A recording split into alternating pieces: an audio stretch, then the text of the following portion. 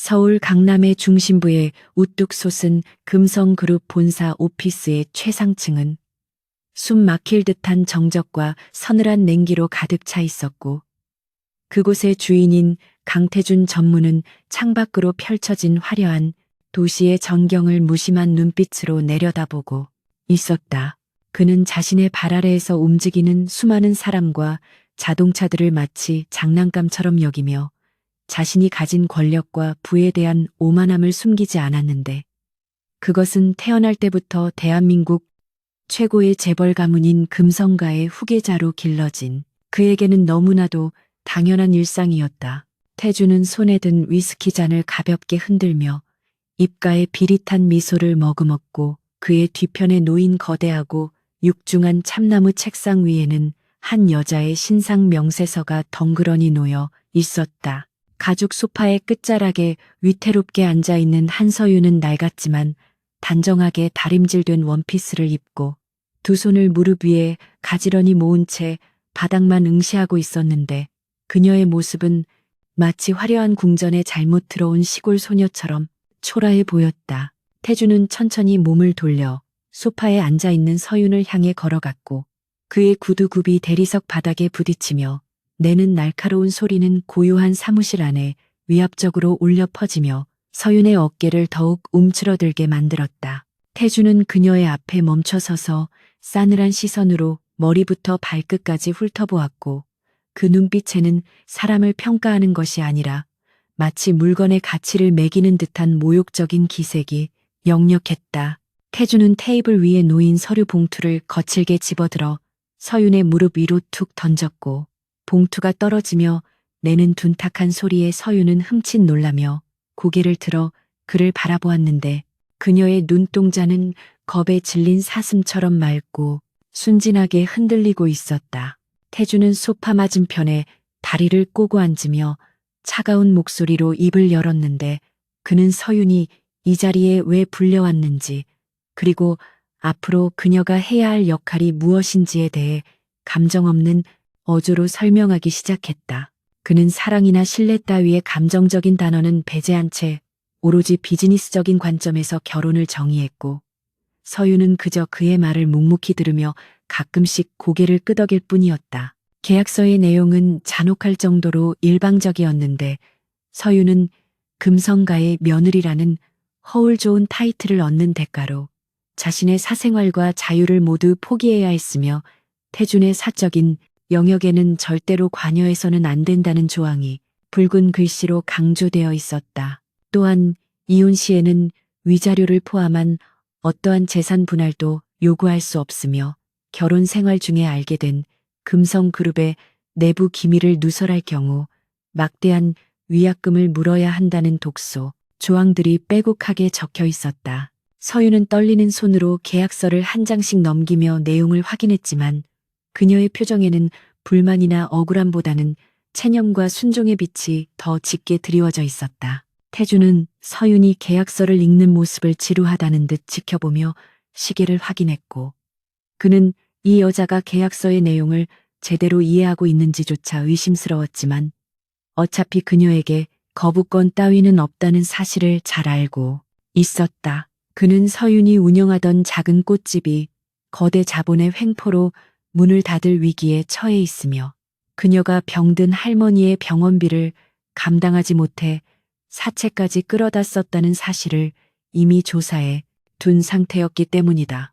태준에게 있어 서윤은 돈으로 쉽게 살 수 있는 인형에 불과했고, 그녀가 가진 순수함과 가난은 그가 그녀를 통제하기에 가장 완벽한 조건이었다. 서윤은 테이블 위에 놓인 몽블랑 만년필을 집어들었고, 차가운 금속의 감촉이 손끝에 전해지자 그녀는 잠시 멈칫하며 깊은 숨을 들이마셨는데, 그것은 마치 자신의 운명을 결정짓는 순간에 대한 마지막 망설임처럼 보였다. 하지만 그녀는 이내 결심한 듯 서명란에 자신의 이름을 정갈한 글씨체로 적어 내려갔고, 잉크가 종이에 스며드는 모습을 바라보며 입술을 굳게 깨물었다.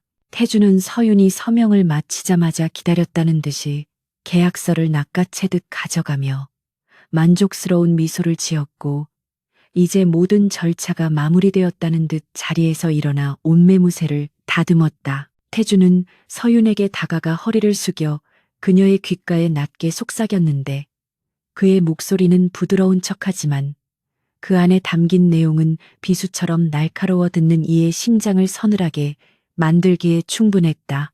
그는 서윤에게 앞으로 금성가의 저택에서 지내면서 보고 들은 모든 것에 대해 입을 다물어야 하며 만약 쥐새끼처럼 행동하다가 들키면 그 대가는 상상 이상으로 혹독할 것이라고 경고했다. 서윤은 태준의 위협적인 말에 고개를 깊이 숙이며 알겠다고 대답했고 태준은 그녀의 순종적인 태도에 흥미를 잃은 듯 뒤도 돌아보지 않고 사무실을 나가 버렸다. 육중한 마호가니 문이 닫히고 사무실 안에 다시 정적이 찾아오자 소파에 홀로 남겨진 서윤의 분위기가 순식간에 바뀌었는데 방금 전까지 겁에 질려 떨고 있던 순진한 여자는 온데간데 없고 차갑고 이성적인 눈빛을 가진 낯선 여자가 그 자리에 앉아 있었다. 서윤은 천천히 고개를 들어 태준이 사라진 문을 응시하며 입가에 묘한 미소를 지었고 그녀의 눈동자 깊은 곳에서는 오랫동안 억눌러왔던 증오와 복수심이 뜨겁게 타오르고 있었다. 그녀는 품 안에서 작은 녹음기를 꺼내어 작동을 멈추고는 능숙한 손놀림으로 데이터를 저장했는데 이 모든 것은 그녀가 계획한 거대한 복수극의 서막에 불과했다. 사실 서윤은 태준이 알고 있는 것처럼 평범한 꽃집 주인이 아니었는데 그녀는 과거 월스트리트에서 전설적인 활약을 펼쳤던 기업 구조조정 전문가이자 회계부정 감사의 달인으로 불리던 아테나라는 이명을 가진 인물이었다. 그녀가 한국으로 돌아와 신분을 위조하고 태준에게 접근한 이유는 단 하나였는데 그것은 바로 자신의 아버지를 죽음으로 내몰고 회사를 공중분해시킨 금성그룹과 강태준에게 처절한 핏빛 복수를 선사하기 위함이었다. 태준이 조사한 그녀의 과거는 치밀하게 조작된 가짜 정보였고 오만함에 눈이 먼 태준은 스스로 호랑이를 안방으로 불러들인 꼴이 되고 말았다. 서윤은 자리에서 일어나 창가로 다가가 태준이 내려다보던 풍경을 똑같이 응시했는데 유리창에 비친 그녀의 얼굴은 더 이상 나약한 피해자가 아니었고 먹잇감을 노리는 최상위 포식자의 냉혹함을 띠고 있었다. 그녀는 주머니에서 구형 피처폰을 꺼내 단축번호 1번을 눌렀고 짧은 신호음 끝에 상대방이 전화를 받자 낮고 침착한 목소리로 계획의 첫 단계가 성공했음을 알렸다. 저 아래 도로 위를 달리는 수많은 자동차 불빛들이 마치 그녀의 복수를 축하하는 촛불처럼 일렁거렸고 서윤은 유리창에 손을 대며 나직하게 중얼거렸다. 이제 강태준의 인생은 완벽하게 무너질 일만 남았다고 생각하며 서윤은 옷깃을 여미고 사무실을 나섰는데 그녀의 발걸음은 들어올 때와는 달리 망설임 없이 당당하고 힘이 넘쳤다. 복도에서 마주친 비서실 직원들이 그녀를 호기심 어린 눈으로 쳐다보았지만 서윤은 다시금 수줍은 예비 신부의 가면을 쓰고 고개를 숙인 채 그들을 지나쳤다. 엘리베이터가 1층으로 내려가는 동안 서윤은 머릿속으로 앞으로 펼쳐질 수많은 변수와 시나리오를 점검하며 금성그룹이라는 거대한 성벽을 어떻게 무너뜨릴지 계산했다. 로비로 내려온 서윤은 대기하고 있던 검은색 세단에 몸을 실었고 운전석에 앉은 태준의 수행비서는 백미러를 통해 그녀를 흘끔거리며 무시하는 듯한 태도를 보였지만 서윤은 그 시선조차 개의치 않았다. 차창 밖으로 스쳐 지나가는 서울의 풍경은 화려했지만 그 이면에는 썩어 문드러진 자본의 추악함이 숨겨져 있었고 서윤은 그 추악함을 낱낱이 파헤쳐 세상에 공개할 날을 손꼽아 기다리고 있었다. 차는 부드럽게 미끄러지듯 출발하여 강태준의 본가인 성북동의 대저택으로 향했고 서윤은 차가운 가죽 시트에 몸을 기대며 눈을 감았다. 성북동 저택으로 향하는 길은 굽이진 언덕길이었는데 길 양옆으로 높게 솟은 담벼락들은 마치 세상과 단절된 그들만의 왕국을 보호하는 성벽처럼 위압적으로 다가왔다.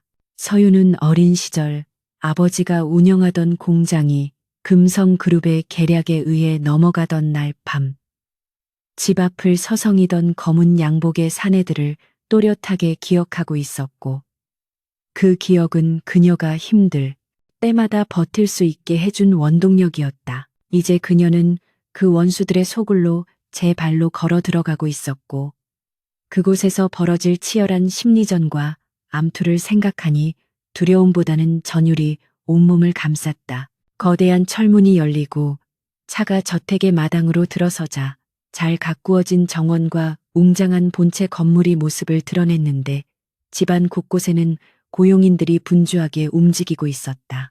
차에서 내린 서유는 현관 앞에 도열해 있는 고용인들의 인사를 받으며 안으로 들어섰고, 그들의 눈빛 속에는 새로운 안주인에 대한 호기심과 경계심이 뒤섞여 있었다.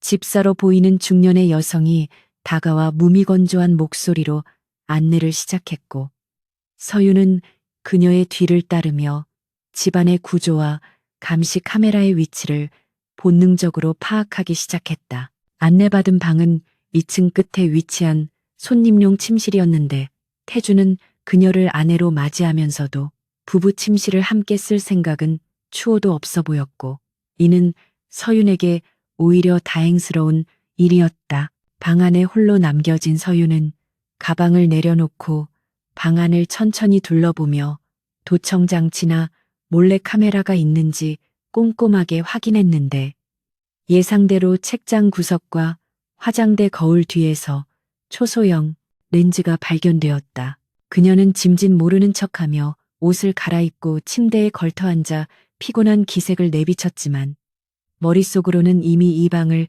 자신의 완벽한 요새로 만들 계획을 세우고 있었다. 밤이 깊어지자 저택은 고요한 정적에 잠겼고, 서유는 창가에 서서 달빛을 받은 정원을 내려다보며 태준이 돌아오기를 기다렸는데, 그가 오늘 밤 이 집에 들어올지 아니면 다른 곳에서 밤을 보낼지는 알 수 없었다. 하지만 그녀는 서두르지 않기로 했고, 천천히 그리고 아주 고통스럽게 그들의 목을 조여가기 위해서는 인내심이 가장 강력한 무기라는 것을 누구보다 잘 알고 있었다. 멀리서 차량의 엔진 소리가 들려오고 곧이어 태준의 차가 마당으로 들어오는 것이 보였는데, 서윤의 입가에는 다시 한번 차가운 미소가 번졌다. 새벽 5시가 되기도 전에 눈을 뜬 서윤은 낯선 천장을 바라보며 잠시 멍하니 있다가 이내 자신이 처한 현실을 자각하고는 침대에서 일어나 욕실로 향했다. 차가운 물로 세수를 하며 정신을 맑게 한 그녀는 화장기 없는 수수한 얼굴에 단정한 옷차림을 하고 1층 주방으로 내려갔는데, 그곳에는 이미 아침 식사 준비로 분주한 고용인들이 있었다. 그들은 서윤을 보고도 고개만 까딱할 뿐 제대로 된 인사를 하지 않았으며, 오히려 귀찮은 존재가 나타났다는 듯 서로 눈짓을 교환하며 낄낄거렸다. 서윤은 그들의 무례한 태도를 못 본 척하며 구석에 있는 작은 테이블에 앉아 조용히 물 한 잔을 마셨는데, 그녀의 모습은 이 거대한 저택의 안주인이 아니라 마치 얹혀 사는 식객처럼 위축되어 보였다. 강태주는 숙취가 덜 깬 찌푸린 얼굴로 계단을 내려왔고, 식탁에 앉아 신문을 펼치면서도 맞은편에 앉아있는 서윤에게는 눈길조차 주지 않았다. 서윤은 미리 준비해둔 해장국과 반찬들을 그의 앞에 조심스럽게 밀어놓으며 식사를 권했지만, 태주는 숟가락을 들 생각도 하지 않고 신경질적으로 커피를 찾았다. 서윤은 기다렸다는 듯이 자리에서 일어나 주방으로 가서 직접 원두를 갈아 커피를 내리기 시작했는데, 그녀의 손놀림은 매우 능숙했지만 어깨는 잔뜩 움츠러들어 있었다. 태주는 그녀가 커피를 내리는 동안 비서에게 전화를 걸어 오늘의 일정을 확인하고 누군가에게 화를 내며 통화를 이어갔는데, 그 틈을 타 서유는 태준이 식탁 위에 올려둔 태블릿 PC의 패턴을 곁눈질로 훔쳐보았다. 태준이 출근을 위해 집을 나서자 서유는 집사에게 서재 청소를 하겠다고 자청했고, 집사는 의아한 표정을 지었지만 주인이 시킨 일이니 어쩔 수 없다는 듯 마스터키를 내주었다.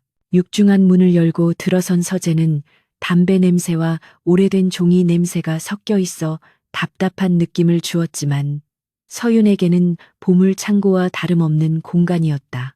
그녀는 먼지털이를 들고 책장 구석구석을 닦는 척하며 책상 위에 놓인 서류 더미를 빠르게 스캔했고 동시에 품속에서 꺼낸 초소형 도청 장치를 책상 밑 보이지 않는 곳에 부착했다. 그녀의 심장은 겉으로는 평온하게 뛰고 있었지만 머릿속은 수집한 정보를 분석하느라 슈퍼컴퓨터처럼 빠르게 회전하고 있었고 손은 기계적으로 움직이며 먼지를 털어냈다. 서유는 책상 서랍이 잠겨 있는 것을 확인하고는 머리핀을 이용해 순식간에 잠금 장치를 해제했는데 그 동작은 너무나 자연스러워서 마치 자신의 서랍을 여는 것 같았다. 서랍 안에는 태준이 개인적으로 사용하는 노트북이 들어 있었고 그녀는 미리 준비해온 USB를 포트에 꽂아 해킹 프로그램을 설치하기 시작했다. 화면에 나타난 진행바가 채워지는 동안 서유는 귀를 쫑긋 세우고 복도의 인기척을 살폈는데 다행히 고용인들은 1층 청소에 집중하느라 2층 서재에는 관심이 없는 듯했다. 몇 분 후 프로그램 설치가 완료되자 서유는 흔적을 지우고 노트북을 원래대로 돌려놓은 뒤 다시 자물쇠를 채웠고 이로써 그녀는 태준의 모든 디지털 발자취를 감시할 수 있는 권한을 얻게 되었다. 오후가 되자 정적을 깨고 현관 쪽에서 날카로운 여자의 고함 소리가 들려왔고 서유는 하던 일을 멈추고 1층으로 내려가 상황을 살폈다. 화려한 명품으로 치장한 젊은 여자가 고용인들을 밀치며 거실로 들이닥치고 있었는데 그녀는 태준의 내연녀 중 한 명으로 자신이 왜 이 집에 들어올 수 없는지 따지며 난동을 부리고 있었다. 집사와 고용인들은 당황하여 어쩔 줄 몰라 하고 있었고 여자는 거실 한복판에 있는 꽃병을 집어 던지며 태준을 나오라고 소리쳤다. 서유는 깨진 유리 조각이 흩어진 바닥을 보며 잠시 망설이는 듯하다가 천천히 여자에게 다가갔는데 그녀의 표정은 겁에 질려 있었지만 눈빛만은 차분하게 여자의 동태를 살피고 있었다. 서유는 흥분한 여자 앞에서 무릎을 꿇고 유리 조각을 맨손으로 치우기 시작하며 죄송하다고 연신 고개를 숙였는데 그 모습은 너무나 비굴해 보여서 보는 이들로 하여금 혀를 차게 만들었다. 내연녀는 서윤의 그런 모습을 보며 비웃음을 터뜨렸고 본처라는 여자가 고작 가정부보다 못한 취급을 받고 있다며 조롱 섞인 말을 내뱉었다. 그녀는 서윤의 머리에 먹다 남은 물을 들이부으며 모욕을 주었지만 서윤은 아무런 반항도 하지 않고 그저 묵묵히 바닥만 닦을 뿐이었다.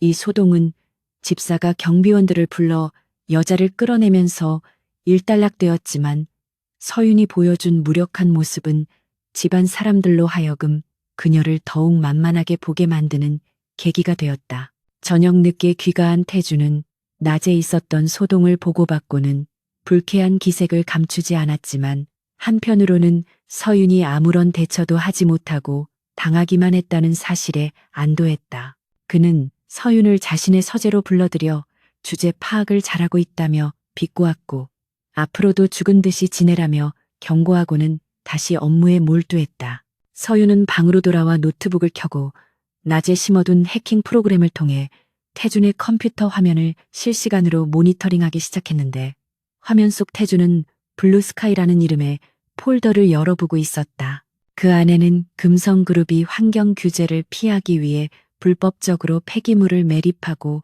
공무원들에게 뇌물을 건넨 장부와 녹취록들이 고스란히 들어 있었다. 서유는 블루스카이 프로젝트의 문서를 하나하나 꼼꼼하게 읽어내려갔고 이것이야말로 태준과 금성그룹을 단번에 위기로 몰아넣을 수 있는 치명적인 약점임을 확신했다. 그녀는 문서들을 암호화된 서버에 백업하며 입가에 희미한 미소를 지었는데 낮에 겪었던 모욕과 수모는 이 달콤한 복수의 재료를 얻기 위한 값싼 대가에 불과했다. 그녀는 이 정보를 어떻게 터뜨려야 가장 큰 파급 효과를 낼 수 있을지 고민하기 시작했고 곧 다가올 입찰 경쟁에서 태준의 경쟁 상대에게 이 정보를 흘리기로 결심했다. 서유는 창밖의 어둠을 응시하며 태준이 쌓아 올린 모래성이 파도에 휩쓸려 무너지는 모습을 상상했고 그 상상은 그녀에게 짜릿한 전율을 선사했다. 새벽이 깊어지자 저택의 모든 불이 꺼지고 태준마저 잠자리에 들었지만 서윤의 방에는 여전히 모니터 불빛만이 희미하게 빛나고 있었다. 그녀는 헤드셋을 끼고 태준의 침실에서 들려오는 숨소리를 들으며 그가 잠들었음을 확인했고 이제부터가 진짜 자신의 시간임을 자각했다. 그녀는 낮에는 그림자처럼 존재감 없는 아내였지만 밤에는 이 거대한 제국을 무너뜨리기 위해 칼을 가는 심판자가 되어 있었다.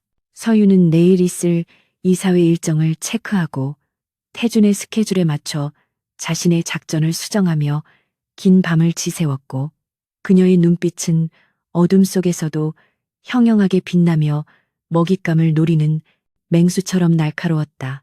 서울의 아침은 언제나처럼 분주하게 시작되었지만 한서윤에게 오늘은 그 어느 때보다 중요한 거사의 날이었다. 그녀는 평소보다 일찍 일어나 주방에서 직접 장을 봐오겠다는 핑계를 대며 외출 허락을 받아냈는데 집사는 고귀하신 사모님이 굳이 시장 바닥을 뒹굴 필요가 있느냐며 빈정거렸지만 서윤은 남편의 건강을 위해 신선한 재료를 직접 고르고 싶다는 가증스러운 연기로 그들의 의심을 피해갔다. 검은색 세단이 재래시장 입구에 멈춰서자 서윤은 수행기사에게 잠시 기다리라고 말한 뒤 복잡한 인파 속으로 몸을 숨겼고 공중화장실 뒷문을 통해 빠져나와 미리 준비해둔 낡은 옷과 모자로 변장했다.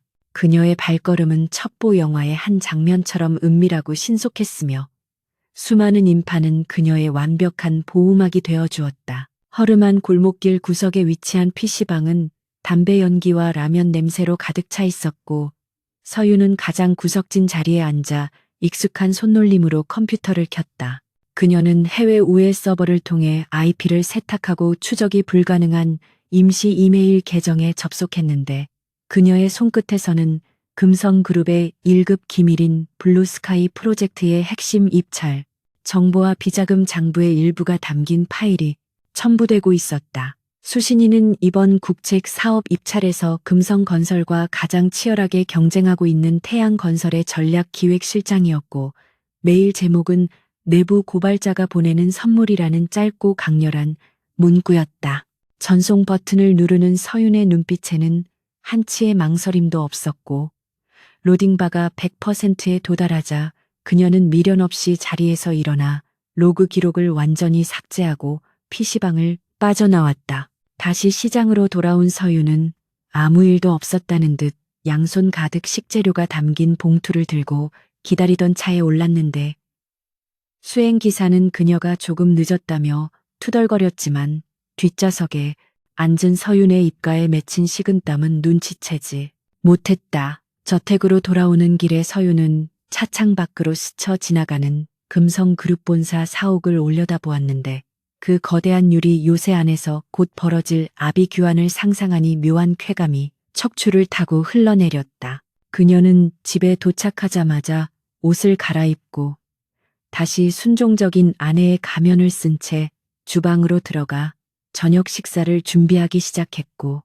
텔레비전 뉴스에서는 대규모 국책 사업 입찰 결과 발표가 임박했음을 알리는 속보가 흘러나오고 있었다. 오후 2시 정각이 되자 정적에 쌓여있던 금성그룹 대회의실은 숨막히는 긴장감으로 가득 찼고 강태준 전무는 승리를 확신하는 오만한 미소를 지으며 입찰 결과가 발표되기만을 기다리고 있었다. 그는 경쟁사인 태양건설이 자금난에 허덕이고 있다는 정보를 입수했기에 이번 사업권은 당연히 자신의 손아귀에 들어올 것이라고 믿어 의심치 않았고 이미 축하 파티를 위한 샴페인까지 준비해둔 상태였다. 그러나 단상에 오른 국토부 장관의 입에서 호명된 이름은 금성건설이 아닌 태양건설이었고 그 순간 회의실 안은 찬물을 끼얹은 듯 적막에 휩싸였다. 태주는 자신의 귀를 의심하며 자리에서 벌떡 일어났지만 스크린에 뜬 입찰 금액은 금성건설이 써낸 금액보다 정확히 10억 원이 적은 금액이었고 그것은 누군가 금성 측의 패를 훔쳐보지 않고서는 불가능한 수치였다. 충격과 분노로 이성을 잃은 태주는 회의실 테이블을 엎어버리며 고함을 질렀고 곁에 있던 임원들은 사색이 되어 고개를 숙인 채 그의 눈치를 살피기에 급급했다. 태주는 입찰 담당 임원의 멱살을 잡고 내 놈이 정보를 팔아먹었냐며 윽박질렀지만 임원은 억울함을 호소하며 살려달라고 빌 뿐이었다. 태주는 떨리는 손으로 머리를 감싸쥐며 거친 숨을 몰아쉬었는데 이번 패배는 단순한 사업 실패를 넘어 그룹 내에서 자신의 입지가 흔들릴 수 있는 치명적인 사건이었기 때문에 그 충격은 더욱 컸다. 그는 직감적으로 내부에 첩자가 있다는 사실을 깨달았고 그 쥐새끼가 누구인지 반드시 찾아내어 뼈와 살을 분리해 놓겠다고 다짐하며 살기 어린 눈빛을 번뜩였다. 그날 밤 태주는 만취한 상태로 저택에 들어왔고 현관에 들어서자마자 값비싼 도자기를 발로 차 깨트리며 난동을 부리기 시작했다. 고용인들은 공포에 질려 모두 방으로 숨어버렸고 거실에는 깨진 도자기 파편과 태준의 거친 고함 소리만이 난무했는데 서유는 잠옷 차림으로 2층에서 내려와 조용히 그에게 다가갔다. 태준은 서윤을 보자마자 네가 재수없게 굴어서 일이 틀어진 거라며 온갖 폭언을 퍼부었지만 서윤은 눈 하나 깜짝하지 않고 바닥에 흩어진 파편들을 치우며 그가 진정하기를 기다렸다. 그녀는 태준이 소파에 쓰러지듯 앉아 부엌으로 가서 따뜻한 꿀물을 타왔고 그의 앞에 무릎을 꿇고 앉아 조심스럽게 잔을 건넸다. 태준은 꿀물을 받아 마시며 여전히 분이 풀리지 않는 듯 씩씩거렸는데 서유는 그런 그의 등을 부드럽게 쓸어내리며 마치 아무것도 모르는 순진한 아내처럼 위로의 말을 건넸다. 그녀는 태준에게 당신처럼 완벽한 사람이 실패할 리가 없다며 분명 누군가 당신을 시기하여 일을 꾸민 것이 틀림없다고 속삭였고 태준은 그 말에 고개를 끄덕이며 내부 배신자에 대한 의심을 더욱 굳혔다. 서유는 태준의 눈치를 살피며 아주 조심스럽고 은밀한 목소리로 말을 이었는데 혹시 최 이사님 댁 아들이 이번에 미국으로 유학을 갔다는 이야기를 들으셨냐고 물었다. 그 질문은 지극히 일상적인 안부처럼 들렸지만 태준의 머릿속에는 번개처럼 스쳐 지나가는 의구심의 불씨를 지피기에 충분했다. 최 이사는 태준의 오른팔이나 다름없는 최측근으로 이번 입찰 프로젝트의 총괄 책임자였는데 태준은 그가 며칠 전 자금 사정이 어렵다며 가부를 요청했던 일을 떠올렸다. 서유는 태준의 표정이 흔들리는 것을 놓치지 않고 채기를 박듯 한마디를 더했는데 시장에서 장을 보다가 최 이사님의 사모님이 명품관에서 가방을 잔뜩 사들고 나오는 것을 우연히 보았다고 거짓말을 했다. 태준의 눈동자는 의심과 배신감으로 붉게 충혈되기 시작했고 그는 즉시 비서실장에게 전화를 걸어 최 이사의 금융계좌와 최근 행적을 낱낱이 조사하라고 고함쳤다. 서유는 태준이 통화하는 모습을 지켜보며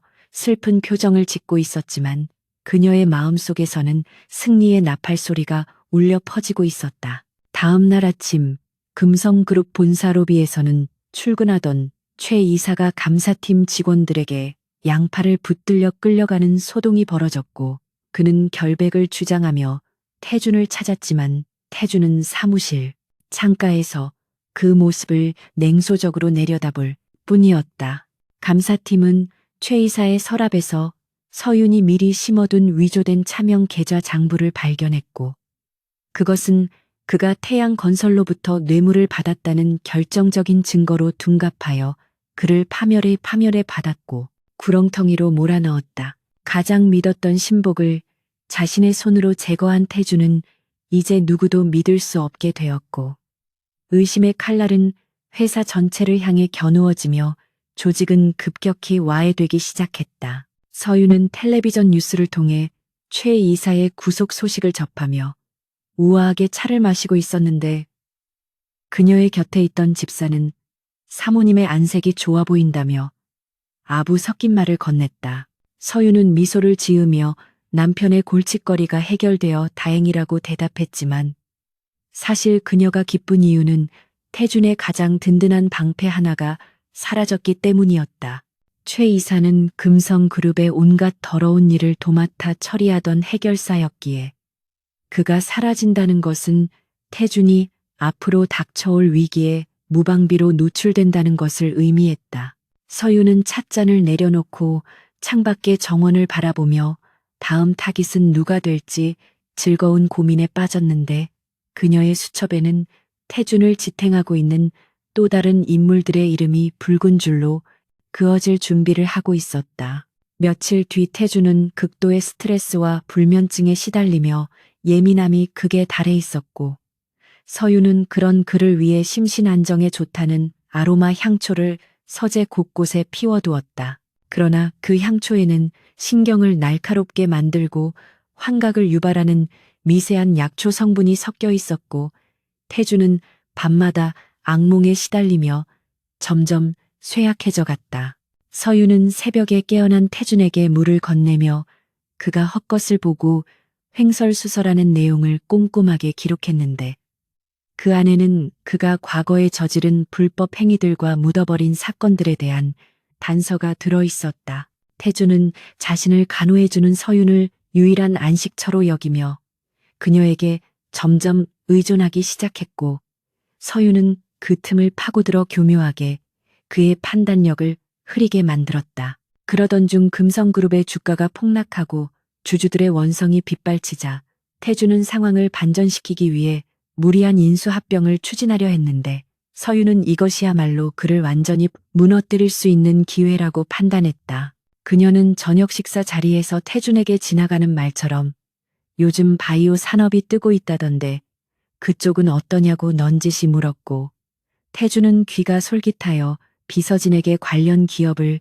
알아보라고 지시했다. 하지만 서윤이 염두에 둔 기업은 겉만 번지르르 하고 실속은 텅 빈 유령 회사였고 그녀는 이미 그 회사의 주가 조작 세력과도 은밀하게 접촉해둔 상태였다. 태주는 서윤이 던진 미끼를 덥석 물었고 그것이 독이 든 사과인 줄도 모른 채 파멸을 향해 한 발짝 더 다가서고 있었다. 서윤은 태준이 잠든 틈을 타 그의 휴대폰을 꺼내어 통화 목록을 확인하고 불필요한 기록들을 삭제해주며 완벽한 내조를 하는 척했으나 실제로는 그가 고립되도록 주변 인맥들과의 연락을 차단하고 있었다.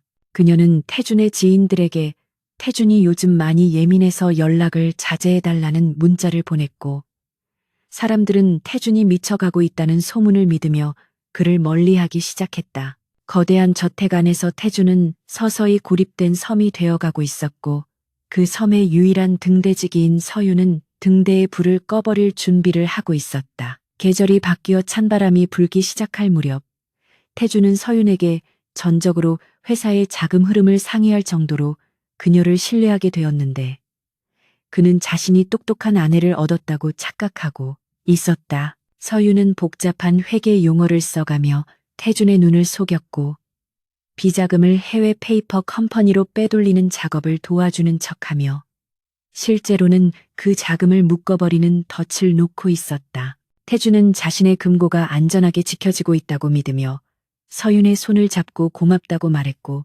서윤은 그의 손을 맞잡으며 서늘한 눈빛으로 그를 응시했다. 이제 곧 당신이 가진 모든 것이 신기루처럼 사라질 것이라는 사실을 알지 못하는 그의 무지함이 서윤에게는 가장 큰 희열이었다. 화려한 샹들리에가 눈부시게 빛나는 호텔의 연회장은 대한민국 상위 1%의 사교장이라 불리기에 손색이 없을 만큼 호화로웠다. 금성그룹의 이미지를 쇄신하기 위해 개최된 이번 자선 파티는 최근의 사업 실패와 흉흉한 소문을 잠재우기 위한 강태준의 보여주기식 쇼였고 그 중심에는 그가 트로피처럼 내세운 아내 한서윤이 있었다. 수천만 원을 호가하는 디자이너의 드레스와 목을 옥죄는 듯한 다이아몬드 목걸이를 한 서윤은 마치 진열장에 전시된 인형처럼 우아하지만 생기 없는 미소를 짓고 있었다. 그녀의 곁에 선 태주는 사람들의 시선을 즐기며 거만하게 샴페인 잔을 들어 올렸고 끊임없이 터지는 카메라 플래시 세례 속에서 자신이 여전히 건재함을 과시하려 애썼다. 그러나 서윤의 눈에는 이 화려한 파티장이 썩은 고기를 찾아 몰려든 하이에나들의 집합소처럼 보일 뿐이었고 그들의 가식적인 웃음소리는 소음공해처럼 느껴졌다. 태주는 정재계 인사들과 인사를 나누며 서윤의 허리를 소유물처럼 감싸 쥐었는데 그의 소나귀 힘은 다정함과는 거리가 먼 위압적인 통제에 가까웠다. 그는 귓속말로 서윤에게 똑바로 웃으라며 핀잔을 주었고 서윤은 고통을 참아내며 더욱 환하게 웃어 보였는데 그 모습은 태준을 더욱 우쭐하게 만들었다. 파티에 참석한 사람들은 서윤의 아름다움과 순종적인 태도를 칭찬하며 태준을 부러워했지만 그들의 눈빛 뒤에는 신데렐라가 된 평민 출신 여자를 향한 멸시와 호기심이 숨겨져 있었다. 서윤은 그들의 이중적인 태도를 꿰뚫어 보고 있었지만 내색하지 않고 우아하게 고개를 끄덕이며 태준이 원하는 완벽한 내조의 여왕을 연기했다. 잠시 후 태준이 거물급 정치인과 밀담을 나누기 위해 자리를 비우자 서윤은 비로소 숨막히는 압박감에서 잠시나마 벗어날 수 있었다. 서윤은 웨이터에게서 탄산수 한 잔을 받아들고 연회장 구석으로 발걸음을 옮겼는데 그녀의 시선은 파티장 한편에서 홀로 독주를 들이켜고 있는 한 남자를 향해 고정되어 있었다. 그는 태준의 사촌 동생이자 금성그룹의 경영권 승계 싸움에서 패배하고 밀려난 강민혁이었는데 흐트러진 넥타이와 불만 가득한 표정은 그가 현재 처한 처지를 대변해주고 있었다. 민혁은 태준이 주인공 노릇을 하는 꼴을 보기 싫어 파티에 오지 않으려 했으나 집안 어른들의 강요로 억지로 끌려온 상태였고 술기운을 빌려 끓어오르는 분노를 사귀고 있었다. 서윤은 지금이 바로 민혁을 자신의 장기말로 끌어들일 절호의 기회임을 직감했고 주위의 시선을 피해 자연스럽게 그가 있는 테이블 쪽으로 다가갔다. 민혁은 누군가 자신의 옆에 다가온 것을 느끼고 고개를 들었는데 그곳에는 형수라는 호칭이 어색한 한서윤이 차가운 무표정으로 서 있었다. 그는 비꼬는 말투로 형님이 버리고 간 인형이 여기서 뭐 하냐며 시비를 걸었지만 서윤은 그의 도발에 동요하지 않고 조용히 자신의 핸드백을 열었다. 서윤은 핸드백 안에서 작은 USB 메모리를 꺼내 테이블 위에 소리 없이 올려놓았고 민혁은 의아한 눈빛으로 그것을 바라보며 이게 뭐냐고 물었다. 서윤은 주위가 소란스러운 틈을 타놨고 은밀한 목소리로 이 안에는 당신이 그토록 원하던 금성그룹의 왕좌를 되찾을 수 있는 열쇠가 들어있다고 속삭였다. 민혁은 코웃음을 치며 형수가 미친 거 아니냐고 비웃었지만 서윤의 눈빛이 너무나 진지하고 서늘하여 차마 말을 잇지 못했다. 서윤은 민혁에게 태준이 최근 무리하게 추진하고 있는 바이오 사업의 실체와 그가 빼돌린 비자금의 흐름이 담긴 증거들이 그 안에 모두 들어있다고 설명했다. 그녀는 태준이 무너지는 것은 시간 문제이며 그가 쓰러졌을 때 그 자리를 대신할 사람은 바로 강민혁 당신뿐이라고 강조했다. 민혁은 서윤의 말이 믿기지 않았지만 한편으로는 오랫동안 짓밟혀온 자신의 자존심을 회복할 수 있는 유일한 동아줄일지도 모른다는 생각에 손이 떨려왔다.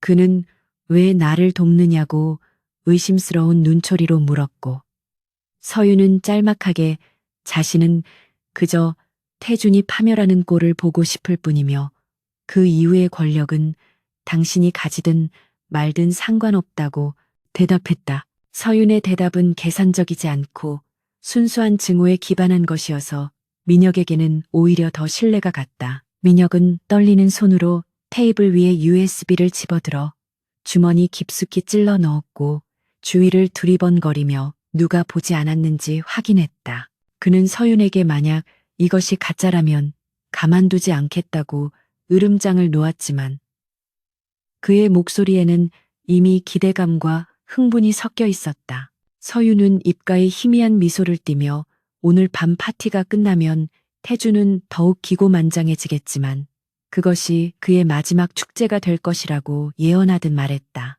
두 사람의 은밀한 거래가 끝나갈 무렵 멀리서 태준이 서윤을 찾는 모습이 보였고 서윤은 재빨리 표정을 바꾸어 민혁에게 가볍게 목례를 한 뒤 아무 일도 없었던 것처럼 태준에게 돌아갔다. 민혁은 멀어지는 서윤의 뒷모습을 바라보며 자신이 지금 악마와 손을 잡은 것인지 천사를 만난 것인지 혼란스러워했지만 주머니 속의 차가운 금속 감촉은 그에게 묘한 확신을 심어주었다. 태주는 서윤이 돌아오자 어디 갔었냐며 짜증을 냈지만 그녀가 화장실에 다녀왔다고 둘러대자 더 이상 캐묻지 않고 곧 시작될 자신의 연설 준비에 집중했다. 단상에 오른 태주는 마이크를 잡고 금성그룹의 미래 비전과 사회적 책임을 운운하며 유창한 연설을 늘어놓았는데 그 내용은 온통 거짓과 위선으로 점철되어 있었다. 그는 자신이 추진하는 바이오 사업이 인류의 건강에 기여할 혁신적인 프로젝트라고 치켜세웠고 청중들은 아무것도 모른 채 열광적인 박수를 보냈다. 서윤은 무대 아래 어둠 속에 서서 스포트라이트를 받는 태준을 올려다보았는데 그녀의 눈에는 그가 마치 벼랑 끝에서 춤을 추는 광대처럼 위태로워 보였다. 태준의 연설이 절정에 달할수록 서윤의 복수심은 차갑게 식어 날카로운 비수가 되어 그의 심장을 겨누고 있었다. 파티가 무르익어 가자 태준은 승리감에 취해 술을 과하게 마시기 시작했고 민혁을 발견하자 그에게 다가가 어깨를 툭툭 치며 모욕적인 언사를 퍼부었다. 태준은 민혁에게 너는 평생 내 발밑에서 기어 다니는 게 어울린다며 비웃었고 주위 사람들도 태준의 눈치를 보며 억지 웃음을 터뜨렸다. 평소 같았으면 분노를 참지 못하고 대들었을 민혁이었지만 오늘은 묘하게 침착한 표정으로 태준의 모욕을 묵묵히 받아넘겼다. 그는 주머니 속의 USB를 만지작거리며 속으로 태준을 비웃었고 곧 닥쳐올 반전의 순간을 상상하며 끓어오르는 희열을 느꼈다. 태준은 민혁의 반응이 시시하다고 느끼며 비틀거리는 걸음으로 다시 서윤에게 돌아갔고 서윤은 민혁과 짧은 눈빛 교환을 통해 암묵적인 동맹을 재확인했다. 파티가 끝나고 호텔을 나서는 길은 들어올 때보다 훨씬 더 화려하고 시끌벅적했지만 서윤의 마음은 차분하게 가라앉아 있었다. 만취한 태주는 차 뒷좌석에 널브러져 횡설수설하며 자신의 위대함을 찬양하고 있었고 서윤은 그런 그를 혐오스러운 눈빛으로 바라보며 창문을 열어 밤 공기를 들이마셨다. 차가운 바람이 그녀의 뜨거운 얼굴을 식혀주었고 멀리 보이는 서울의 야경은 마치 거대한 체스판처럼 느껴졌다. 이제 킹을 잡기 위한 모든 말들이 제자리에 배치되었고 체크메이트를 외칠 순간만이 남아있었다. 서윤은 태준의 넥타이를 풀어주며 다정한 목소리로 오늘은 정말 멋지셨다고 속삭였지만 그 말은 그에게 보내는 조롱이자 작별 인사였다. 저택에 도착한 서윤은 인사불성이 된 태준을 고용인들에게 맡기고 자신의 방으로 돌아와 화려한 드레스를 벗어던지고 욕실로 들어갔다. 거울 속에 비친 자신의 얼굴은 짙은 화장으로 덮여 있었지만 그 아래 숨겨진 본연의 얼굴은 결의에 차 있었다.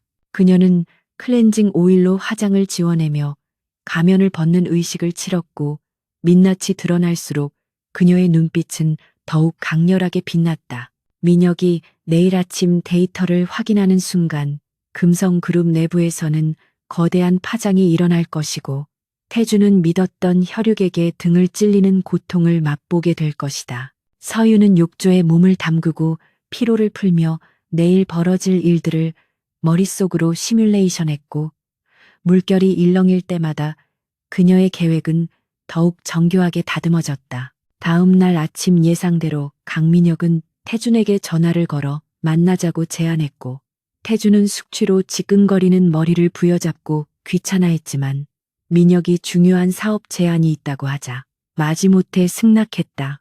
서윤은 태준의 넥타이를 매주며 오늘은 좋은 일이 있을 것 같다고 격려했고 태준은 그녀의 말에 기분이 좋아져 콧노래를 흥얼거리며 집을 나섰다. 그가 떠난 뒤 서윤은 서재로 들어가 태준의 컴퓨터를 해킹하여 민혁과의 미팅 장소를 도청할 준비를 마쳤고 이어폰을 귀에 꽂은 채 두 사람의 대화를 기다렸다. 화면 속의 오디오 파형이 움직이기 시작하자 서윤의 심장 박동도 빨라졌는데 이것은 단순한 도청이 아니라 금성그룹의 몰락이 시작되는 신호탄이었다. 약속 장소인 고급 일식집 룸에서 민혁은 태준을 기다리고 있었고 그의 앞에는 서윤이 준 USB가 아닌 두꺼운 서류 봉투가 놓여 있었다. 태준이 문을 열고 들어오자 민혁은 자리에서 일어나 정중하게 인사를 했지만 그의 눈빛은 어제와는 확연히 달라져 있었다. 태준은 거만하게 자리에 앉아 무슨 일이냐고 물었고 민혁은 천천히 서류 봉투를 태준의 앞으로 밀었다. 태준이 의아한 표정으로 봉투를 열어 내용을 확인하는 순간 그의 얼굴은 사색이 되어 굳어졌고 손에 든 서류들이 바들바들 떨리기 시작했다. 그것은 서윤이 민혁에게 넘긴 자료들 중 일부를 출력한 것으로 태준의 치부가 적나라하게 드러나 있는 문서들이었다. 민혁은 당황한 태준을 보며 여유로운 미소를 지었고 형님이 저지른 일들을 수습하려면 제 도움이 필요할 것이라고 협박 아닌 협박을 시작했다. 태준은 어디서 이런 걸 구했냐고 소리쳤지만 민혁은 출처는 중요하지 않다며 자신에게 금성전자 계열사의 경영권을 넘기면 이 자료를 덮어주겠다고 제안했다. 태준은 분노로 얼굴이 불그락푸르락해졌지만 증거가 너무나 명백하여 반박할 수 없었고 결국 이를 악물며 민혁의 제안을 받아들일 수밖에 없었다. 이어폰을 통해 이 모든 상황을 듣고 있던 서유는 차가운 미소를 지으며 찻잔을 들어 올렸는데 형제가 서로의 목을 조르는 이 비극적인 상황이야말로 그녀가 연출한 최고의 막장 드라마였다. 그러나 민혁의 야망은 거기서 멈추지 않았는데 그는 태준이 나간 뒤 어딘가로 전화를 걸어 1단계가 성공했음을 알리고 다음 단계로 넘어갈 것을 지시했다. 서유는 민혁이 자신과의 약속대로 태준을 무너뜨리는 것에 그치지 않고 그룹 전체를 집어삼키려 한다는 것을 눈치챘지만 그것 또한 그녀의 예상 범위 안에 있었다. 악어와 악어가 싸우면 결국 둘 다 상처 입을 뿐이고 최후의 승자는 채찌대를 지배하는 자가 될 것이다. 서유는 도청장치를 끄고 자리에서 일어나 창가로 다가갔는데 하늘에는 먹구름이 몰려오고 있었고 곧 거세 비바람이 몰아칠 것임을 예고하고 있었다. 금성그룹이라는 거대한 성은 이미 내부에서부터 금이 가기 시작했고 서유는 그 틈을 비집고 들어가 폭파 버튼을 누를 준비를 마쳤다.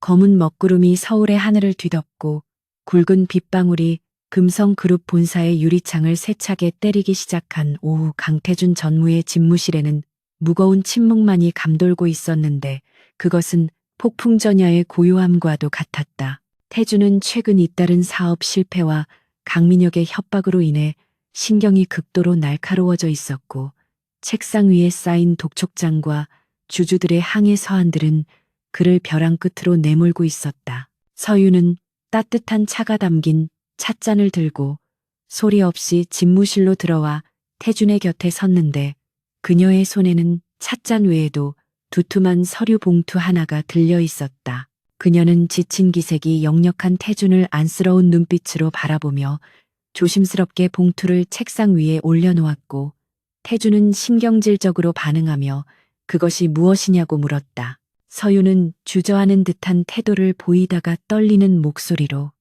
이것이 당신을 위기에서 구해줄 유일한 동아줄이 될지도 모른다고 속삭였다. 태준은 의심스러운 눈초리로 서류 봉투를 열어 내용물을 확인했는데 그 안에는 동남아시아의 대규모 히토류 광산 개발권에 관한 극비 정보가 담겨 있었다.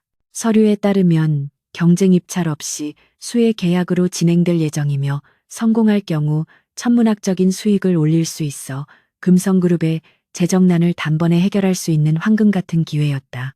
서유는 자신의 꽃꽂이 선생님 남편이 고위 관료인데 우연히 통화 내용을 엿듣게 되었다며 거짓말을 섞어 신빙성을 더했고 지금 당장 계약금만 입금하면 광산 채굴권을 독점할 수 있다고 설명했다.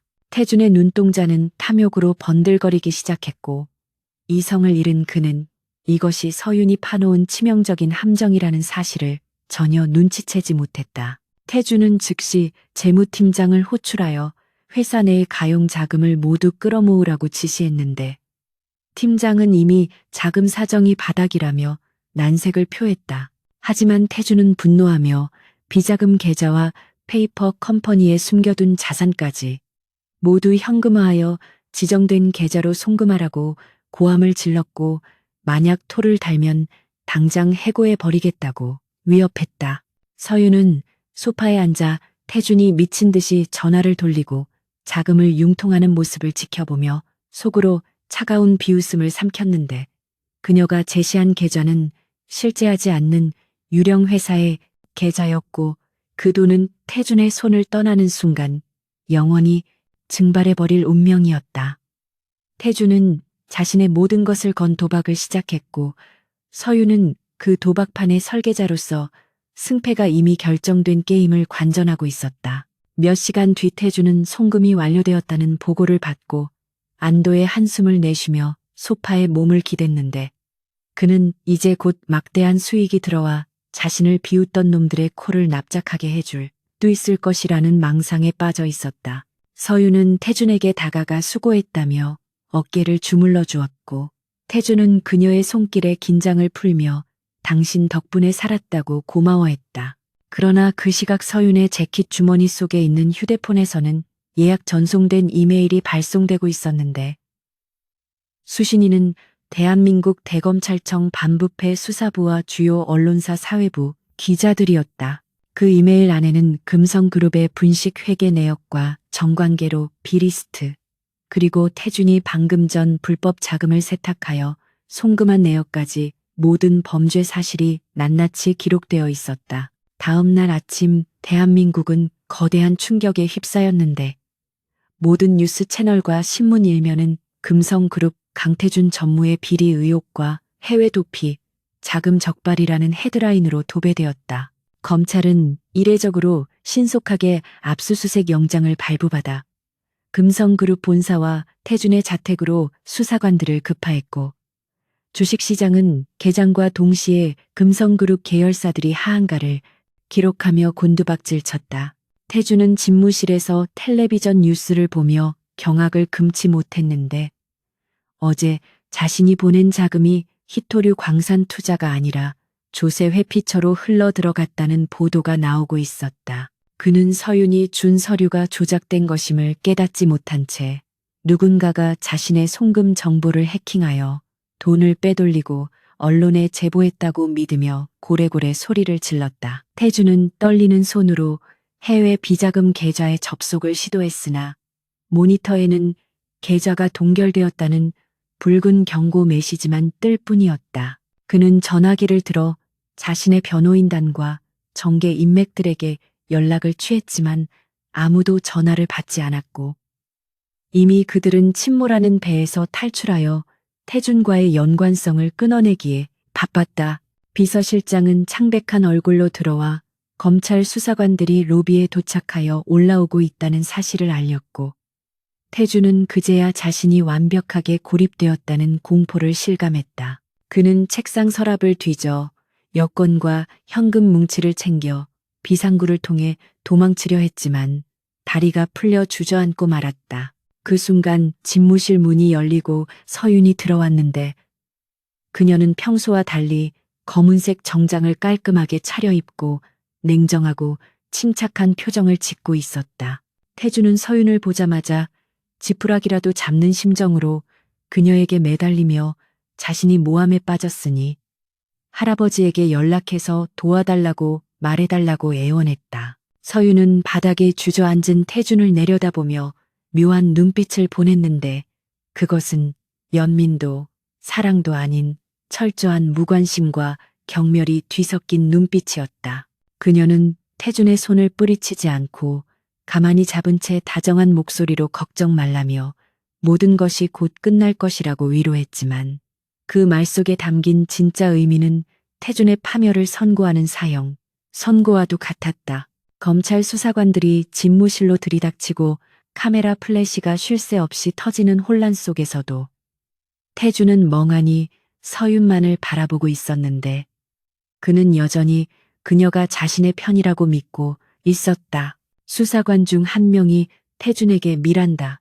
원칙을 고지하며 수갑을 채우려 하자 태준은 거칠게 저항하며 자신은 금성그룹의 후계자라며 소란을 피웠다. 하지만 건장한 수사관들에 의해 제압당한 태준은 결국 양손에 은팔찌를 차게 되었고 끌려가면서도 서윤을 향해 변호사를 불러달라고 절규했다. 서윤은 멀어지는 태준을 바라보며 천천히 고개를 끄덕였지만 그녀가 부를 변호사는 태준을 변호할 사람이 아니라 그를 확실하게 감옥에 가두고 이혼 소송을 진행할 대리인이었다. 태준이 끌려간 후 텅 빈 집무실에는 서윤 혼자 남게 되었는데 그녀는 태준이 앉았던 회장 의자에 앉아 책상 위에 놓인 태준의 명패를 손가락으로 쓰다듬었다. 창밖에는 여전히 비가 내리고 있었지만 서윤의 마음속 폭풍우는 비로소 잦아들고 있었고 긴장으로 굳어있던 어깨 근육이 서서히 풀리는 것을 느꼈다. 그녀는 주머니에서 태준이 그토록 찾던 진짜 비자금 장부 원본이 담긴 USB를 꺼내어 책상 중앙에 보란 듯이 올려놓았는데 이것은 뒤이어 들어올 추가 압수수색 팀을 위한 마지막 선물이었다. 서윤은 의자를 돌려 창밖의 회색 도시를 내려다보며 이제 남은 것은 완전히 무너진 폐허 위에서 자신의 자유를 되찾는 일뿐이라고 생각했다. 금성그룹의 몰락은 단순한 기업의 위기가 아니라 대한민국 경제 전반을 뒤흔드는 거대한 사건이 되었고 그 중심에 있던 강태준은 국민적인 공분의 대상이 되어 만신창이가 되었다. 서윤은 저택으로 돌아와 자신의 짐을 정리하기 시작했는데 그녀가 가져갈 것은 처음에 올 때 들고 왔던 낡은 가방 하나뿐이었다. 화려한 드레스와 보석들은 모두 그 자리에 그대로 둔 채 그녀는 거울 속에 비친 자신의 얼굴을 바라보며 이제 연기는 끝났다고 스스로에게 속삭였다. 집안의 고용인들은 주인이 잡혀갔다는 소식에 동요하며 짐을 싸서 도망갈 준비를 하느라 정신이 없었고 서윤이 나가는 것을 신경 쓰는 사람은 아무도 없었다. 밤이 되자 서윤은 텅 빈 저택의 거실에 앉아 텔레비전을 켰는데 뉴스에서는 태준이 포승줄에 묶여 검찰청으로 이송되는 장면이 반복해서 나오고 있었다. 기자들의 질문 세례에 고개를 숙이고 헝클어진 머리카락 사이로 드러난 태준의 얼굴은 공포와 절망으로 일그러져 있었고 그 오만하던 눈빛은 흔적도 찾아볼 수 없었다. 서윤은 그 화면을 보며 와인 한 잔을 마셨는데 그 맛은 그 어떤 최고급 와인보다 달콤하고 씁쓸했다. 그녀는 리모컨을 눌러 텔레비전을 끄고 어둠 속에서 조용히 눈을 감았는데 내일이면 태준과 대면하여 모든 진실을 밝히고 이 지긋지긋한 복수극의 마침표를 찍을 것이라고 다짐했다. 서울중앙지검 특수부 조사실의 차가운 공기는 강태준의 뼛속까지 파고들며 그가 평생 누려왔던 안락한 세상과 그를 철저히 격리하고 있었는데 형광등의 미세한 소음조차 그의 예민해진 신경을 날카롭게 긁어대고 있었다. 태준은 수갑이 채워진 손목이 욱신거리는 것을 느끼며 초조하게 다리를 떨었고 금방이라도 변호인단이 들이닥쳐 이 말도 안 되는 상황을 해결하고 자신을 집으로 데려갈 것이라고 믿으며 억지로 평정심을 유지하려 애쓰고 있었다. 철제 테이블 맞은편의 거울은 안에서 밖을 볼 수 없는 구조였지만 태준은 그 너머에서 검사들이 자신을 비웃으며 지켜보고 있을 것이라는 생각에 모멸감을 느끼며 입술을 깨물었다. 시간이 얼마나 흘렀는지 가늠할 수 없을 무렵 육중한 철문이 열리는 소리가 들렸고 태준은 기대에 찬 눈빛으로 고개를 돌렸지만 들어온 사람은 그가 기다리던 김 변호사가 아니었다. 문이 열리고 들어선 사람은 다름 아닌 한서윤이었는데 그녀는 평소에 입던 수수한 옷차림이 아니라 몸에 딱 붙는 고급스러운 검은색 정장을 입고 굽 높은 하이힐을 신은 채 또각거리는 소리를 내며 걸어 들어왔다. 태준은 서윤의 낯선 모습에 잠시 멍하니 있다가 이내 반가움보다는 짜증이 앞서 왜 변호사를 데려오지 않고 혼자 왔느냐며 소리를 질렀는데 그의 목소리는 갈라지고 떨리고 있었다. 서윤은 태준의 고함에도 눈 하나 깜짝하지 않고 천천히 의자를 빼어 앉았고 그녀의 표정은 마치 벌레를 보는 듯한 차가운 경멸로 가득 차 있어 태준을 당황하게 만들었다. 태준은 서윤에게 당장 할아버지에게 전화를 걸어 그룹 차원에서 대응하라고 지시했지만 서윤은 그저 팔짱을 낀 채 그를 물끄러미 바라볼 뿐이었다. 서유는 테이블 위에 놓인 태준의 떨리는 손을 바라보며 입가에 싸늘한 미소를 지었는데 그 미소는 태준이 단 한 번도 본 적 없는 낯설고 섬뜩한 것이었다. 그녀는 천천히 입을 열어 강태준 씨라고 그를 불렀는데 평소의 존칭이 아닌 사무적이고 딱딱한 호칭의 태준은 믿을 수 없다는 표정을 지었다.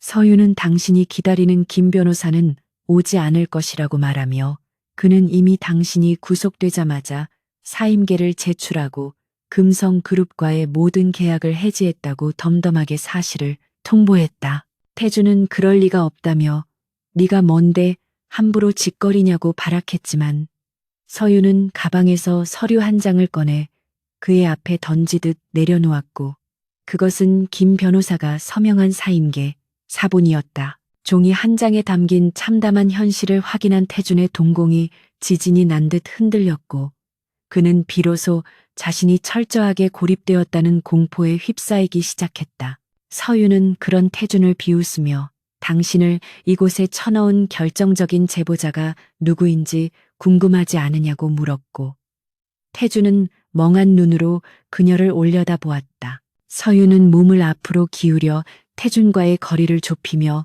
낮고 또렷한 목소리로 바로 내 손으로 당신의 모든 비리 장부와 송금 내역을 검찰에 넘겼다고 고백했다. 태준은 순간 숨이 닿는 듯한 충격을 받았고 뇌리에는 그동안 서윤이 보여주었던 순종적이고 헌신적인 모습들이 스쳐 지나가며 혼란스러움에 입을 다물지 못했다. 태준은 부정하고 싶은 현실 앞에서 덜덜 떨며 네가 감히 나를 배신하느냐고 소리쳤지만 서윤은 가소롭다는 듯 웃음을 터뜨리며 배신이 아니라 심판이라고 정정해 주었다. 그녀는 자신이 과거 당신의 아버지와 당신이 무자비하게 짓밟고 빼앗았던 중소기업 사장의 딸이라는 사실을 밝혔고 그 충격적인 진실에 태준의 얼굴은 핏기가 완전히 사라져 시체처럼 창백해졌다. 서유는 당신들이 내 아버지를 죽음으로 내몰고 우리 가족을 길거리에 나앉게 만들었을 때부터 이날만을 기다려왔다고 말하며 눈시울을 붉히는 대신 서늘한 분노를 드러냈다. 그녀는 꽃집 여자 한서유는 당신의 오만함을 이용하기 위해 만들어낸 허상일 뿐이며 진짜 자신은 당신의 목을 조르기 위해 돌아온 복수의 화신임을 선언했다. 서유는 태준이 히토류 광산 투자라고 믿고 보냈던 거액의 자금이 사실은 존재하지 않는 유령 회사로 흘러 들어갔으며 그 돈은 이미 전액 기부되어 사회로 환원되었다는 사실까지 털어놓았다. 태준은 자신의 전 재산이나 다름없는 돈이 공중분해되었다는 말에 이성을 잃고 자리에서 벌떡 일어나 서윤의 목을 조르려 달려들었지만 수갑에 묶인 손 때문에 테이블에 가로막혀 허우적거릴 뿐이었다. 조사실 밖에서 대기하던 교도관들이 뛰어들어와 흥분한 태준을 제압했고 바닥에 얼굴이 처박힌 태준은 짐승 같은 울음소리를 내며 서윤을 향해 저주를 퍼부었다. 서윤은 바닥에 널브러진 태준을 내려다보며 옷에 묻은 먼지를 털어내듯 태연하게 자리에서 일어났다. 서윤은 제압당한 채 헐떡이는 태준에게 다가가 쭈그리고 앉아 마지막 일격을 가했는데 그것은 바로 당신의 사촌 동생 강민혁이 이 모든 계획의 공범이라는 사실이었다. 그녀는 민혁이 당신을 몰아내고 그룹을 차지하기 위해 기꺼이 자신과 손을 잡았으며 지금쯤 당신의 빈 회장실에 앉아 승리의 샴페인을 터뜨리고 있을 것이라고 속삭였다. 가족마저 자신을 버렸다는 사실에 태준은 완전히 무너져 내렸고 그의 눈에서는 분노의 눈물이 아닌 절망과 공포의 눈물이 흘러내리기 시작했다. 그는 자신이 세상의 왕이라고 믿었지만 사실은 서윤의 손바닥 위에서 놀아나는 어릿광대에 불과했다는 사실을 뼈저리게 깨달았다. 서윤은 가방에서 미리 준비해온 이혼 신고서를 꺼내 태준의 머리맡에 놓아두며 이것이 내가 당신에게 베푸는 마지막 자비라고 말했다.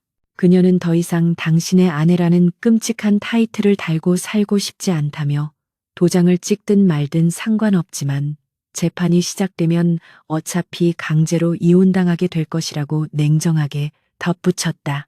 태주는 바닥을 긁으며 가지 말라고 애원했지만 서유는 뒤도 돌아보지 않고 조사실 문을 향해 걸어갔다. 그녀의 뒷모습은 그 어느 때보다 당당하고 자유로워 보였고 태주는 점점 멀어지는 그녀를 보며 자신의 인생이 끝났음을 직감하고 오열했다. 철문이 닫히고 복도로 나온 서유는 깊은 숨을 들이마셨는데 차가운 조사실 공기와 달리 복도의 공기는 상쾌하게 느껴졌다. 그녀는 떨리는 손을 주머니에 넣고 주먹을 꽉 쥐었는데 그것은 두려움 때문이 아니라 긴장이 풀리면서 오는 자연스러운 반응이었다. 복도 끝 창문으로 들어오는 햇살이 그녀의 얼굴을 비추었고 서유는 그 빛을 향해 천천히 발걸음을 옮기며 아버지의 얼굴을 떠올렸다. 이제 모든 복수가 끝났다는 안도감과 함께 밀려오는 허탈감이 그녀를 감쌌지만 그것은 패배자의 허탈감이 아니라 승리자가 짊어져야 할 무게였다. 그녀는 엘리베이터 버튼을 누르며 이제부터 시작될 자신의 진짜 인생을 위해 무엇을 해야 할지 생각했다. 검찰청 로비에는 수많은 취재진이 태준의 구속 소식을 전하기 위해 장사진을 치고 있었지만 서유는 그들을 피해 지하 주차장으로 향하는 비상구를 선택했다. 그녀는 더 이상 대중의 관심이나 스포트라이트를 받을 이유가 없었고 그저 조용히 사라져 평범한 일상으로 돌아가기를 원했다. 지하 주차장에 세워둔 자신의 낡은 소형차에 오른 서유는 시동을 걸고 라디오를 켰는데 뉴스에서는 금성그룹의 주가가 폭락하고 경영진이 전원 교체될 것이라는 소식이 흘러나오고 있었다. 그녀는 라디오 볼륨을 줄이고 차를 몰아 지상으로 나왔고 눈부신 햇살이 쏟아지는 서울의 거리로 합류했다. 차 안에서 서유는 백미러를 통해 멀어지는 검찰청 건물을 바라보며 입가에 옅은 미소를 지었는데 그것은 지난 몇 년간 그녀를 짓눌러왔던 증오의 사슬을 끊어낸 자의 해방감이었다. 강태주는 이제 차가운 감옥 독방에서 평생을 보내며 자신이 저지른 죄와 오만함을 씹어 삼켜야 할 것이고 그 고통은 죽음보다 더 혹독할 것이다. 서유는 창문을 열고 들어오는 바람을 맞으며 머리카락을 흩날렸고 핸들을 잡은 손에 힘을 주며 엑셀을 밟았다. 그녀가 향하는 곳은 정해져 있지 않았지만 어디로 가든 그곳은 태준이 있는 지옥보다는 훨씬 아름다운 곳일 것임이 분명했다. 그녀는 운전 중에 도로변에 핀 이름 모를 들꽃들을 보며 문득 자신이 운영하던 작은 꽃집을 떠올렸는데 복수를 위해 수단으로만 사용했던 그곳이 이제는 진정한 안식처가 될 수 있을 것 같다는 생각이 들었다. 그녀는 다시 꽃을 만지고 향기를 맡으며 상처 입은 자신의 영혼을 치유하고 싶다는 소박한 소망을 품게 되었다. 서윤의 차는 복잡한 도심을 벗어나 한적한 교외 도로를 달리기 시작했고 그녀의 앞에는 끝없이 펼쳐진 푸른 하늘과 자유로운 미래가 기다리고 있었다. 과거의 아테나는 죽었고 이제 인간 한서윤으로서의 새로운 삶이 시작되는 순간이었다. 계절이 4번 바뀌고 다시 차가운 바람이 불어오는 초겨울이 되었을 때 대한민국을 떠들썩하게 했던 금성그룹 게이트는 대법원의 최종 판결과 함께 역사의 뒤안길로 사라져가고 있었다. 강태준에게 내려진 형량은 징역 20년이라는 중형이었고 이는 재벌가 역사상 유례를 찾아볼 수 없는 엄중한 처벌이었기에 국민들은 환호했지만 당사자인 태준에게는 사형, 선고나 다름없었다. 남부 구치소의 독방에 수감된 태준은 더 이상 화려한 슈트를 입은 황태자가 아니었고 낡은 수의의 4802번이라는 번호표를 단 초라한 중년 남자로 전락해 있었다. 곰팡이 냄새가 진동하는 좁은 방 안에서 그는 하루 종일 벽을 보고 앉아 과거의 영광을 되새김질하다가 결국에는 자신의 신세를 한탄하며 울부짖는 일상을 반복하고 있었다. 면회 신청이 들어왔다는 교도관의 말에 태준은 혹시나 하는 기대감을 품고 면회실로 향했는데 그를 찾아올 사람은 아무도 없다는 것을 알면서도 지푸라기라도 잡고 싶은 심정이었다. 두꺼운 아크릴 유리 너머로 보이는 인물은 그가 그토록 증오하면서도 그리워했던 한서윤이었고 그녀는 1년 전 법원 앞에서 보았을 때보다 훨씬 더 편안하고 혈색이 좋아 보였다.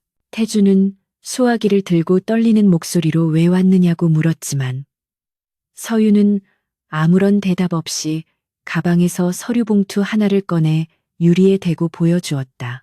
그것은 법적으로 두 사람의 관계가 완전히 청산되었음을 알리는 이혼 확정 판결문이었고 서윤은 이것을 전해주기 위해 마지막으로 이곳을 찾은 것이었다. 태주는 판결문을 보며 허탈한 웃음을 터뜨렸는데 이제 자신에게 남은 것은 아무것도 없다는 사실이 뼈저리게 다가왔기 때문이었다.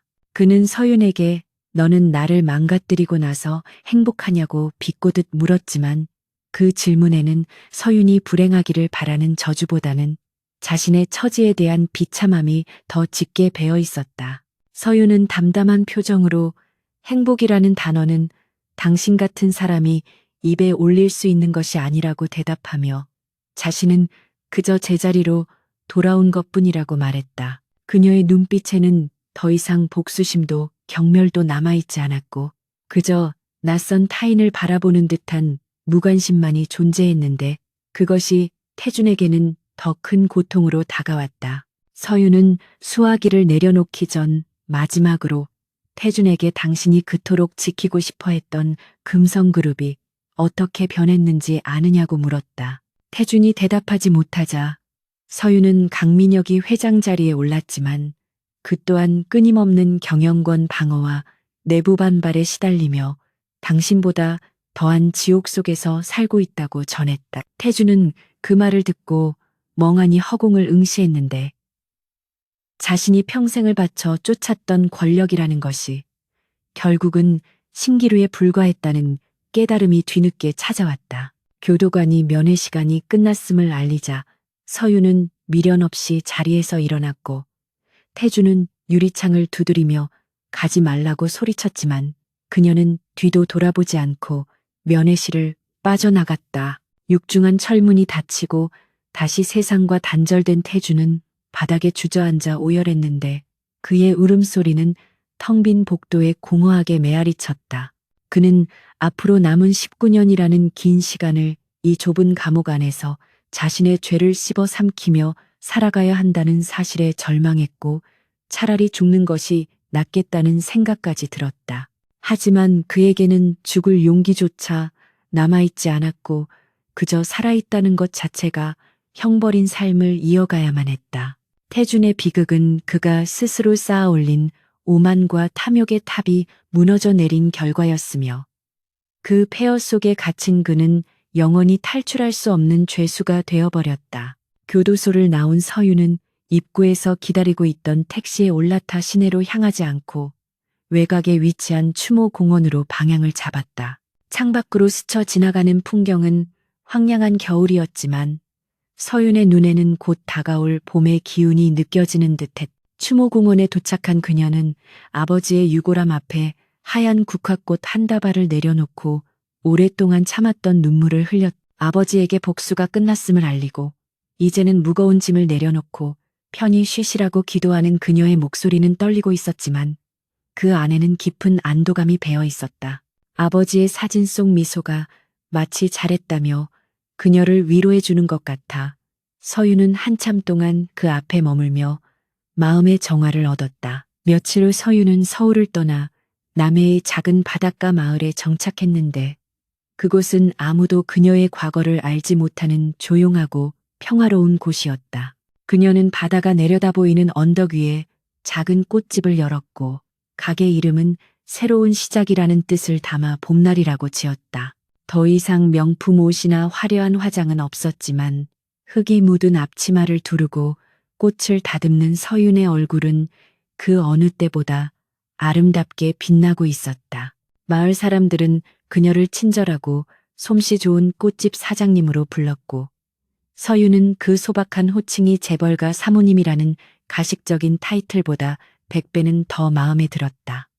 어느 날 오후 가게 문을 열어두고 따뜻한 햇살을 받으며 꽃에 물을 주던 서윤은 문득 텔레비전 뉴스에서 금성그룹의 주가 폭락 소식을 듣게 되었다. 강민혁 회장이 무리한 사업 확장으로 인해 검찰 조사를 받게 되었다는 앵커의 멘트가 흘러나오자 서윤은 잠시 멈칫했지만 이내 무심하게 리모컨을 들어 전원을 꺼버렸다.